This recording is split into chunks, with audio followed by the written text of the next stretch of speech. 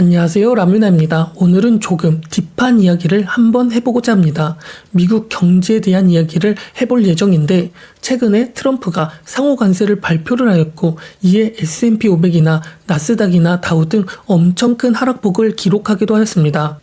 나스닥의 경우 약 마이너스 6%까지 하락을 기록하며 2020년 코로나 낙폭 이후 최고의 낙폭을 기록하기도 하였으며, S&P 500의 경우 비슷하게 약 마이너스 5% 하락을 기록하며 우리나라 돈으로 약 3천조 정도가 하루 만에 증발하는 사건이 나타나기도 한 것입니다.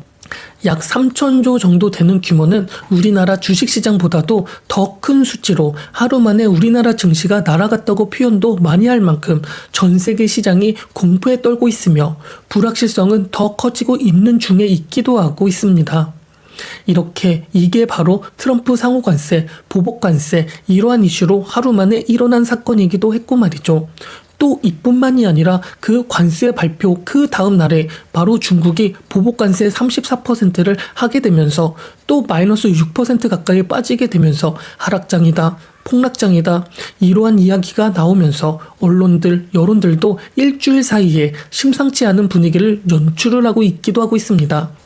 오늘은 이러한 이야기를 한번 해보고자 하니 영상 끝까지 시청해주시면 감사하겠으며 라뮤나 구독과 좋아요 꼭 부탁드리겠습니다. 그 외에도 라뮤나가 구독 서비스와 유료 댓글 서비스 등도 하고 있으니 영상이 도움이 되셨거나 라뮤나에게 커피라도 사주시고 싶으시다면 여기에도 많은 관심 부탁드리겠습니다. 그러면 바로 영상 시작해보도록 하겠습니다. 트럼프가 미국 시간으로 4월 2일 전 세계 대상으로 상호관세를 발표를 하였고 미국 증시는 엄청 큰 하락을 기록하기도 했습니다.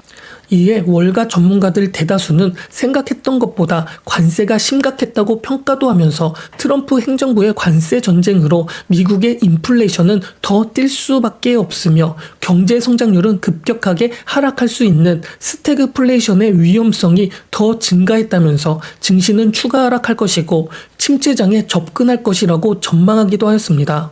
침체장이라고 함은 최고가 대비하여 20% 이상의 주가가 하락을 하는 것을 의미하며 지금은 S&P 지수가 최고가 대비 아직 20%까지는 하락하지 않았기 때문에 하락을 더 이어나갈 것이라고 말하기도 하였지만 투자자들 사이에서는 트럼프 행정부가 이날 발표한 관세율을 각국과 협상을 통하여 낮출 수 있을 것이라는 기대감이 존재하기 때문에 패닉셀에 빠지지 않을 것이라는 희망도 섞여 있다고 하기도 하였습니다.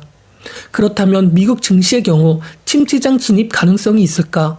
궁금할 수도 있는데 미국의 전문 리서치 전문가들은 트럼프 행정부의 관세가 이렇게까지 가혹할 것이라고는 예측하지 못했다면서 말을 하면서 월가가 우려한 것은 이번 관세로 인하여 단순히 시장 변동성만 커지는 것이 아니라 인플레이션이 올라가고 기업들의 주당 순이익 성장률이 낮아질 수 있다는 점을 고려하면서 이번 관세 발표로 아마 증시는 더 떨어질 것이고 전 저점을 시험하면서 더 깊은 조정으로 들어갈 것이라고 예측을 하기도 했습니다.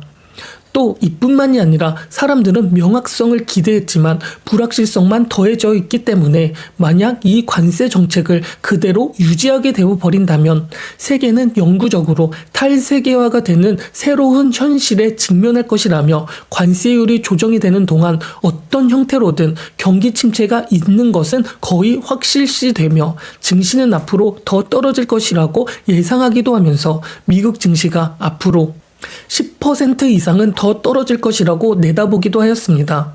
또 다른 매니지먼트 수석 전략가도 비슷한 입장을 밝히기도 했는데 이번 트럼프 행정부의 관세 발표는 지금까지 한 발표 중에서 가장 뒤죽박죽이었다고 표현을 하면서 새로운 관세의 궁극적인 수준과 함께 복잡성의 정도는 두려워했던 것보다 더 나빴으며 이는 아직 시장에 반영이 되지 않아 그렇기 때문에 증시가 추가 하락할 여지가 남아있다고 덧대기도 했습니다. 이렇게 지금은 관세로 인하여 대부분 전문가들, 수석 전략가들이 좋은 시선으로 경제 방향성을 바라보는 것이 아닌 이전과는 다른 방식으로 해석을 하면서 좋지 않은 방향성으로 많은 의견을 내고 있는 중에 있습니다. 또 이러한 미국이 이러한 상호 관세 때문에 다른 나라들의 경우 보복 관세도 있으며 방어적으로 대응한다는 입장도 많이 존재하는데 관세율이 예상한 것보다 높게 나와 증시는 추가할 가능성이 열려있기 때문에 다른 나라들이 보복 관세에 나설 수도 있기 때문에 그렇기 때문에 불확실성은 더 커졌다는 의견이 많이 존재를 하고 있습니다. 또 이뿐만이 아니라 월가에서는 이미 관세가 발표하기 전부터 미국의 경제는 이미 재정 지원이 약해지고 있었으며 소비 강도도 축소되고 있었다면서 둔화되기 시작했다고 말을 하였으며 JP 모건의 경우 미국 관세의 영향으로 세계 경제가 침체가 될 확률은 40%에서 60%까지 높아졌으며 UBS에서는 상호 관세 여파로 인하여 미국 경제가 2분기 연속 마이너스 성장을 나타내는 기술적 침체기에 빠질 것이라고 내다보기도 하였습니다. 즉 경기 확장세는 이미 둔화가 되었으며 이미 미국 경제에 대한 신뢰는 약화되는 징후가 보이고 있는 것을 말을 한 것이었습니다.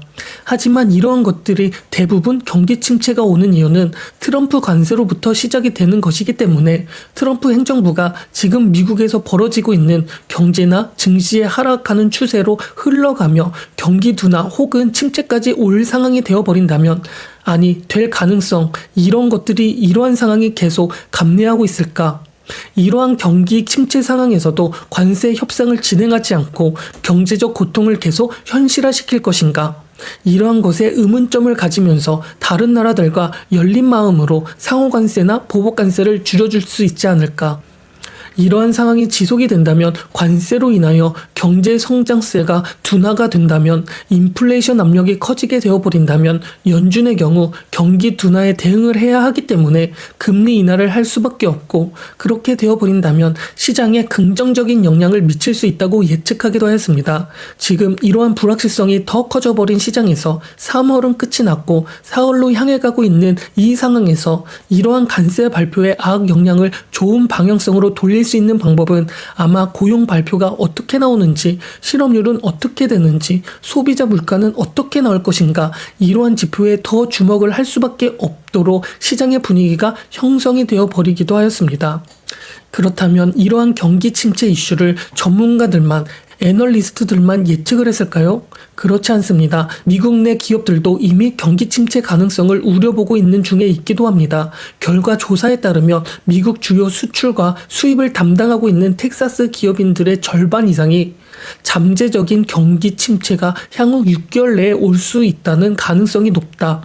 이러한 우려를 하고 있기도 하며 대형 금융사를 대표하는 도이치뱅크, 뱅크 오브 아메리카 등 트럼프 때문에 경기 침체가 올 것이라고 비판을 하면서 관세로 인하여 올해 미국 경제 성장률은 1%에서 1.5%까지 하락할 수 있다고 예측하기도 했습니다. 이러한 의견들이 많이 있는 가운데 저 또한 지금의 경제 상황에 있어서 닷컴 버블이나 리먼 사태, 코로나 이러한 경기 침체가 올 가능성은 적기는 하지만 증시가 마이너스 20% 하락을 하는 하락장 구간에는 올 것이라고 예측을 하고 있습니다. 하지만 이번 하락장에서는 지금 금리가 높게 형성이 되어 있어서 물가 상승은 꺾이지 않았고 이러한 이슈 때문에 금리 인하를 하면서 유동성을 공급해줘야 하는 상황은 연출하기 어렵기 때문에 코로나 때처럼 V자 반등을 기대하고 있지는 않습니다. 또 증시의 경우 지금 급락을 경험하고 있기는 하지만 어떻게 보면 경기가 좋아질 것 같다라고 생각을 하면서 AI에 돈이 흘러가면서 증시가 올라버린 장이기 때문에 22년만 생각해 보더라도 나스닥의 경우 30% 이상까지 빠진 상황에서 22년부터 지금까지 경제가 정말 좋게만 흘러갔을까? 그렇지 않았을 것입니다. 좋은 곳만 좋아 보였고 좋은 기업에만 좋았기 때문입니다. 그럼에도 증시는 오르는 현상이 보여주었기 때문에 22년의 하락만큼의 하락은 어쩌면 당연한 것이고 그만큼의 하락이 바탕이 되어야 그 후에도 연준이나 미국에서 조치가 가능한 수준으로 갈 것으로 생각을 하고 있습니다. 그런 시기가 오게 되어버린다면 소비는 둔화가 되는 것이 이제 지표로 나타나기 시작을 할 것이고 이러한 것에 반응을 하여 돈의 흐름도 지금까지 매년 20% 이상 흐른 증시에 돈이 계속 머물러 있는 것이 아닌 다른 자산에도 흘러가고 그렇게 채권에도 흘러가게 되어 채권 금리가 자연스럽게 낮아지면서 아마 이러한 현상으로 금리를 인하하는 현상이 좋은 시나리오이지 않을까 생각을 해보면서 만약 이러한 시나리오대로 흘러가지 않는다면 결국 증시에는 계속 버블이 남아있을 수밖에 없기 때문에 연준이나 정부에서도 쉽게 해결하지 못하는 불확실성은 해소가 되지 않을 것입니다.